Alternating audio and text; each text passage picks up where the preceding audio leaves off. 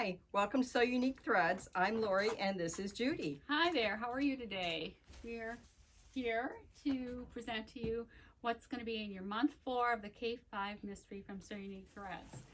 So as always, you're going to get this wonderful plastic bag with some beautiful Kaffe fabrics inside, along with some instructions.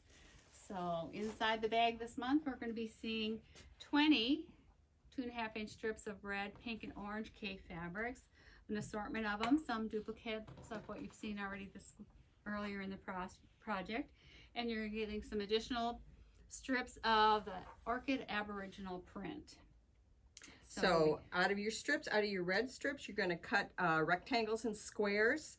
Four rectangles, 6.5 inch, and 2 squares, 2.5 inch, out of your strips. And you'll need 4 4.5-inch strips in there, so somewhere along the line you'll have to cut 4 of those, so to make the second block. And then you're going to be cutting your Aboriginal dot into squares. So we're going to have you go back and look in your project box and pull out all your parts and pieces that were left over from previous months, gather them all together along with the strips you're getting this month, and cut them into 2.5-inch squares. You need 72 2.5-inch squares to complete this month's units. And so what are we doing with those?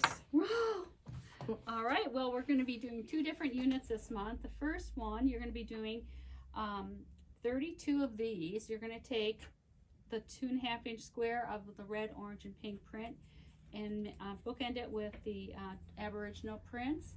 Sew those together and then put a 6.5-inch on each side. That's 32 of those. 32 of those. Yeah. And then these are your corner units. You're going to be making corner. Well, we're giving it all away this month. Yeah, you're gonna know.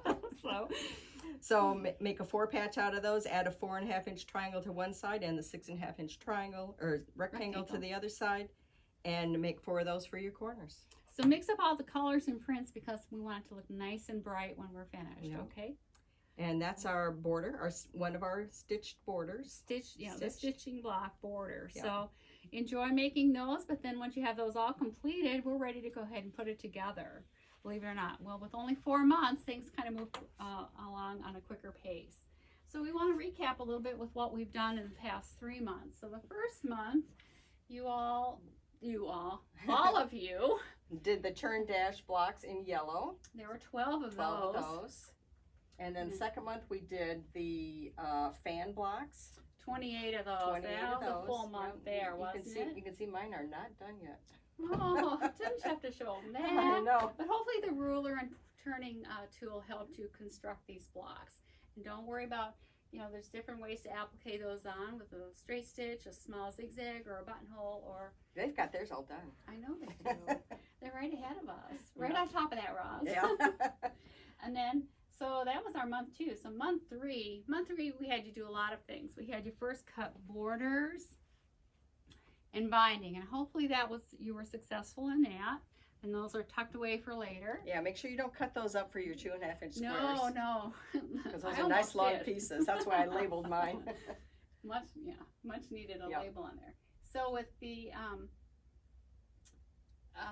fabrics from last month, we had you do 4 of these leaf blocks or tulip blocks done here in the yellow. 4 of those in yellow. And this is the center of our quilt. We didn't have enough room to put the whole thing on this board, so this is the center. So you got a good quarter of it on it, half of it on there. Yeah. A little more than half. And then there were, along with the 4 of these in yellow, there were 12 in the green. So this is where we've placed them, but there's opportunity for change in the future. And then the strata blocks. The strata blocks, it creates kind of a secondary pattern going around the blocks here. The stripes kind of give you an in and out look to it, and you can mix and match those and turn them in a different way. And there's different ways to do that. Like you can do this any way you want, because like there's 12 of these, there's 12 of these, so you could switch them out. You could turn them so that these blocks all go the same way, like this. Oh, I was going in another direction, but all right. Like that. You could turn them like that. You could swap them out for this. You could put the green going all the way around like that, like arrows going all around. Yep. And this is a fun thing to do on this. When we were playing around with these, we turned it the other way. It's like, oh, I almost like that better. I know. Of course, I already had mine stitched together, so I didn't have a I didn't have chance. it But this I way. don't know. It was Like like this. that, like a star.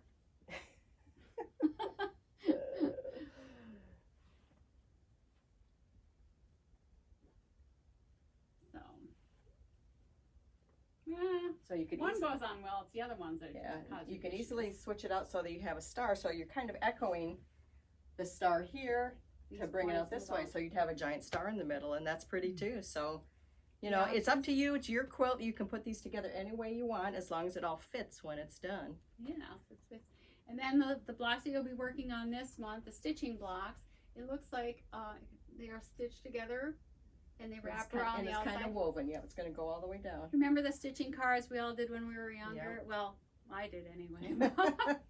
But anyway, it kind of mimics that. And then this, of course, like Lori was saying earlier, this is the corner where it turns. Yeah.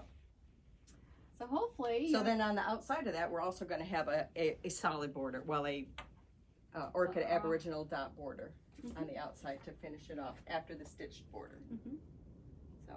So it's going to map out about 68 and a half inches square. So a square quilt this time. So, and we also have a bonus project in this month. This is your last month, so you get a little bonus project, and that is a kit to make this pin cushion. Isn't that adorable? So you'll have all the pieces and parts to make that. We're including written instructions, but there's an excellent YouTube video on how to do that. So I highly encourage you to watch the YouTube video because it makes it look so easy. So, with our little So Unique flag. So as we finish up our K5 mystery quilt. Yeah. So you want a sneak peek? This is a reveal of what a finished top looks like.